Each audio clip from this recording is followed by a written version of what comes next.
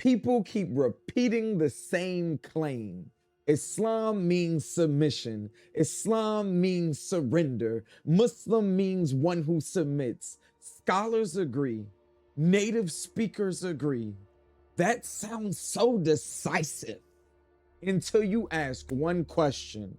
Are we talking about theology or are we talking about language? Because I'm confused at this point. These are not the same thing.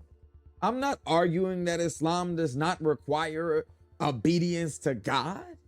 That would be absurd. I am arguing something far more narrow and more precise. Submission is not the lexical meaning of Islam in Arabic. Now let's prove this cleanly. Arabic does not build meaning through catchphrases. It builds meaning through roots in verbal noun. This is the Arabic verb chart. The root here is sin, lam, mim. Across Arabic and its sister Semitic languages, this word does not encode coercion, surrender, submission, nor domination. It encodes a state of being, a condition, if you will. Soundness, wholeness, being intact, being unharmed. The base verb is salima. Now here's the crucial move. The Quran does not primarily use salima. It uses aslama. This is a form 4 verb. It is causative and active. That is not grammar nor opinion. Aslama means to cause oneself to enter a state.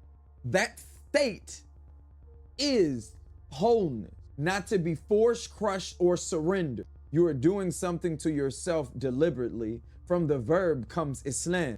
Islam is not the act of obeying a command. Islam is the resulting condition of having aligned oneself with what is sound, real, or state. Yes, obeying God requires surrender. That is a theological conclusion, not a linguistical definition. Arabic already has words for obedience. It already has words for compulsion. It already has words for coercion. When the Quran speaks about obedience, it uses them. When it wants to deny coercion, it denies it explicitly. It does not define Islam using the language of surrender. The English word submission does not come from Arabic grammar. It comes from medieval Latin theology. The first full Latin translation of the Quran was produced in the 12th century during the Crusade. That was not a neutral academic project. The translator Robert of Keaton does not aim to preserve Arabic structure. He aimed to make Islam legible inside a Christian hierarchical framework. So when he encountered the word Islam, he chose the Latin word submissio, a Latin word concerning hierarchy or being placed underneath an authority. The choice was not neutral, it was Christian interpretation. And once the framing entered European theology, it just never left. Not because it was precise, because this is what was common and familiar to the people. Islam does not linguistically mean submission nor surrender. It means to willingly enter in a state of wholeness or completeness.